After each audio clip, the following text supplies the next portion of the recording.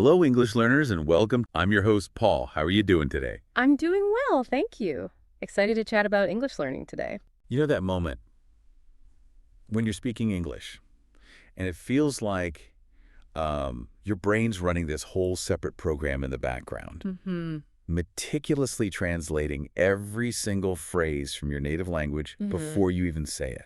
Yeah, that cognitive drag. Exactly, that internal double take. Yeah. It really slows you down. Absolutely. It kind of robs you of spontaneity, leaves you feeling maybe a step behind the conversation. It does. So we want to show you how to train your brain to think directly in English, like a native speaker does. It's a huge shift, and honestly, it's a really common stumbling block for so many learners. Right. But once you start to genuinely think in English, the transformation is, well, it's profound. How so? Everything. I mean, every part of your communication, speaking, listening, even your writing, it all becomes easier, more fluid, more natural. Absolutely. And it's not just about speed, is it? It feels like unlocking this powerful shortcut to, well, real fluency, to that automatic feeling. Automaticity, exactly. So today we're going to really dissect why this cognitive repatterning is so vital. What subtle habits might be holding you back. Things people don't even realize they're doing. Right. And most importantly, the specific strategies, the tools you can actually use to make it happen. Yeah, let's get into it. Okay, let's unpack this. So kicking us off then, the big question, why?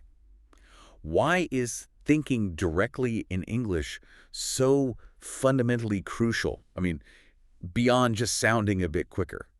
Well, it's fascinating when you look at the cognitive side. Okay. If your default is always, building the thought in your native language first, Right. and then translating it piece by piece, you're creating this interferent, linguists call it interlanguage interference. Interference. Okay, and your brain isn't just working twice as hard, that's part of it. Yeah. But it's also forcing English into grammatical shapes, sentence structures that just aren't natural for English. Oh, and that's why those word-for-word translations can sound so off, right? Exactly. Like, I've heard people trying to say I'm cold, but maybe in their language it's structured like, I have cold. Precisely. They translate directly and say, I have cold. Which just sounds unnatural in English, even if it makes perfect sense in their head based on their native language. That's it. So thinking directly in English, it bypasses that whole translation step, that inefficient, often misleading step. Okay. It helps your brain build new pathways, connecting concepts straight to English words and structures. Without detouring through the mother tongue. Exactly. And that helps you start forming sentences the way a native speaker does, implicitly. And that, I think, is where that real confidence boost kicks in. When you're not fighting that internal translator anymore, words just seem to flow. They do. The pauses shrink. Your responses feel more natural, more smooth. It's less like digging for words and more like just talking. Precisely. And this fluency of thought, it has this ripple effect, especially on your listening skills. How so? Well, when you're already thinking in English, your brain is kind of primed, right? Okay. It processes incoming English conversations much faster, closer to native speed. Yeah. You're not mentally translating what you hear. You're just understanding in real time. In real time. And that goes beyond just conversations. Think about watching movies or listening to music. Yeah. You start catching words, understanding lyrics instantly, instead of having that delay or needing to look things up later. That makes sense. And you mentioned pronunciation, too. How does thinking in English help there? That seems less obvious. It's often overlooked, yeah. But when your inner voice, your internal monologue, is actually running in English, you're mentally rehearsing. You're hearing the sounds, the rhythm, the intonation of English in your head. Ah, like an internal practice loop. Exactly. That auditory feedback loop helps you shape the sounds more clearly when you actually speak. It helps with clarity, with sounding more natural. Okay, so boiling it down. The core benefits are speaking faster, more naturally. Right. Less cognitive load. Boosts your confidence, definitely. Big time. Improves your listening comprehension in the moment. Sharper listening skills, yeah. And even helps refine your pronunciation. It's really a holistic upgrade for your English. Thinking in English touches everything. Okay, that paints a really clear picture of why this is so important. Powerful stuff. It is. So let's switch gears now. Let's talk about the roadblocks. What holds people back? Ah, the common mistakes. Yeah, those cognitive traps or habits that kind of subtly stop even really dedicated learners from making that leap to thinking in English. And the tricky part is, often you don't even realize you're doing them. Exactly. But recognizing them is key, right? It's absolutely the first step to breaking free. You can't fix what you don't see. Okay, so mistake number one, and this feels like a big one, relying too much on translation. Oh, yeah.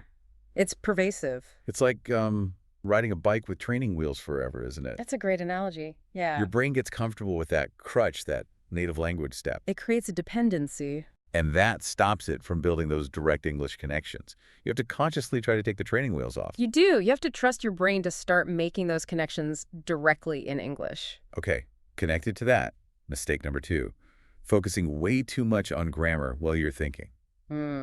The internal grammar police. Yeah, like trying to make every single sentence perfect before you even think it, let alone say it. That just grinds everything to a halt, that analysis paralysis. Native speakers don't think about grammar rules consciously while they're talking, do they? Rarely. I mean, it's mostly intuitive, and frankly, native speakers make grammar mistakes all the time. That's true. Fluency isn't perfection, it's communication. Exactly. It's about getting the message across smoothly. Okay, mistake number three.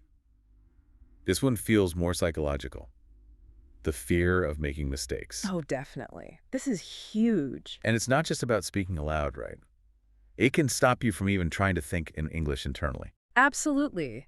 That fear can be paralyzing. Your brain wants to protect you from feeling embarrassed or sounding silly. So it just defaults back to the safe zone, your native language. Right. But fluency doesn't come from perfection. It comes from practice, from trying, from making those mistakes and learning from them. Embracing the messiness a bit. You have to. It's how we learn anything complex. Trial and error. Okay, and the fourth one. This one's maybe less about an active mental process and more about environment. Not surrounding yourself enough with English. Yes, lack of immersion. This is critical. Because if your whole day, your environment, is mostly your native language, Your brain, which is super efficient, right? It just takes the path of least resistance. it doesn't see the need to constantly operate in English. Exactly. It won't prioritize building and strengthening those English pathways if it doesn't get regular input. So you need that constant exposure. Things like listening to English music, watching videos. Reading in English, podcasts, all of it. Without that consistent input, those English neural networks stay underdeveloped. They won't become the default. Okay, so let's quickly recap those four big mistakes, because just knowing them is helpful. Definitely. 1, relying too much on that mental translation crutch. 2, overthinking grammar, getting stuck in analysis paralysis. Right. 3, that fear of making mistakes, which stops you trying. The psychological barrier. And 4, not getting enough English immersion in your daily life. Lack of input. Right. Okay, so that's what not to do. The good news is we've got strategies to fix them. We do. And we're going to break it down into simple, powerful steps, things anyone can actually start doing. All right, let's get into the toolkit.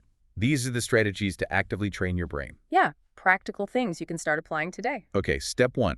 This sounds almost too simple, but it's really effective. Start naming things around you in English. Naming objects. Yeah.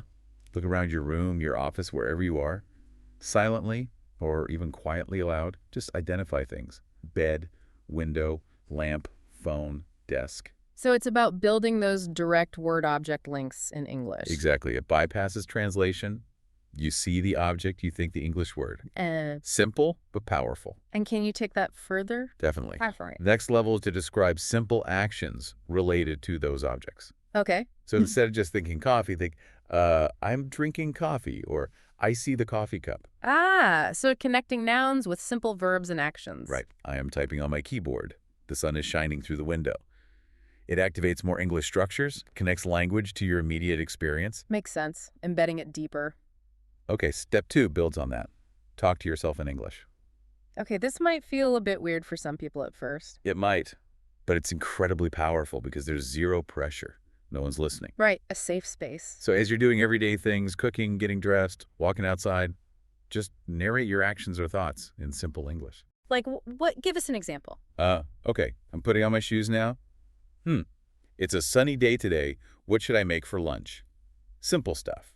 So you're basically practicing your internal monologue, but making it external, or at least conscious. Exactly. You're giving your brain low stakes, practice forming sentences, expressing thoughts directly in English, building that automaticity. Turning English from a puzzle into just thinking. Right. Okay, step 3. You called this a game changer earlier. Ah, yes. Using an English-to-English dictionary. Explain why that's so important. Many people use bilingual dictionaries. They do, and that's often reinforcing the translation habit. Ah. When you look up an English word and get the definition in English, you're forcing your brain to stay inside the English system. Okay. It has to connect the new word to other English words and concepts you already know. For example, if you don't know the word excited, instead of translating it to your native language. You look it up in an English dictionary. Right. And it might say something like feeling very happy and eager. So you learned it through other English words. Exactly. It builds richer connections within English. It helps you understand nuance better. And it improves your vocabulary more naturally. It's a huge step away from translation dependency. That's a great tip. Okay, step 4. Think in simple sentences first. Yes. Don't try to be Shakespeare immediately. Right. Avoid trying to construct really complex, grammatically perfect sentences right at the start. Because you'll just get stuck and frustrated. Yeah. So instead of, I perceive that it is necessary for me to proceed to the retail establishment due to a deficit of vegetables required for the evening meal. Haha. Yeah, maybe dial that back. Just think, need vegetables, or go to store. Start small. Yeah. Bite-sized thoughts. Exactly. Build the foundation. Your brain will naturally start connecting those simple ideas into more complex ones as you get comfortable. It happens organically. You don't have to force the complexity. Okay, step 5. Cultivate an English inner voice. So this is about your internal stream of consciousness. Yeah, that little conversation you have in your head all day long. Try to have it in English sometimes. How would that work? Well, maybe when you're planning your day. Okay, what should I do first? Maybe I'll check my emails. Yeah. Then I need to. Right. Or just reflecting. How do I feel today? A bit tired. Asking yourself simple questions in English. What do I want for lunch? It's like a constant low-level mental rehearsal in English. Strengthening those pathways through repetition. Exactly. And finally, step 6, which kind of underpins all of this, surround yourself with English. Immerse yourself. Back to immersion. It keeps coming up. Because it's crucial. Actively seek out English input. Listen to English podcasts like this one. Shameless plug, but yes. Yeah. Watch English movies, TV shows, maybe with English subtitles at first, then without. Read books, articles, news sites in English. The more authentic English your brain encounters. The more it starts to see English as a normal operating language, not just something you study. It helps make thinking in English feel more automatic, more natural over time. Definitely. The brain adapts to the input it receives. Okay, let's quickly recap that toolkit. 6 key strategies. Got it. 1. Name things around you in English. Simple objects, simple actions. 2. Talk to yourself in English. Your private rehearsal. No pressure. 3. Use an English-to-English dictionary. Stay in the English zone. Game changer. 4. Start with simple sentences. Build complexity gradually. Baby steps. 5. Cultivate that English inner voice. Make your thoughts English. Internal practice. And 6. Surround yourself with English. Maximize immersion. Consistent input. Okay, so those are the techniques, the what's. But knowing them isn't quite enough, is it? No, absolutely not. Right. It's like knowing how to swim versus actually swimming. Right. Consistent practice is where the real change happens, embedding these into your daily life. Exactly. So let's talk about some specific, actionable daily exercises you can do to make English thinking a habit, a lifestyle. Make it stick. Okay. Exercise 1. Start and end your day with English thoughts. Bookending the day. Yeah. When you first wake up, before you even get out of bed, try mentally planning your day in simple English. Like? Okay, today's Monday. I have that meeting at 10 a.m. Yeah. Need to prepare. I think I'll have lunch with Sarah. Just outlining things. Priming the brain for English early on. Exactly. And then at night, before you sleep, do a quick review of the day in English. Okay. What did I do today? That meeting went well. I enjoyed that walk. Things like that. Perfect. Simple reflection. It provides these consistent touch points for English thinking throughout your day. Nice. Okay, what's next? Exercise 2.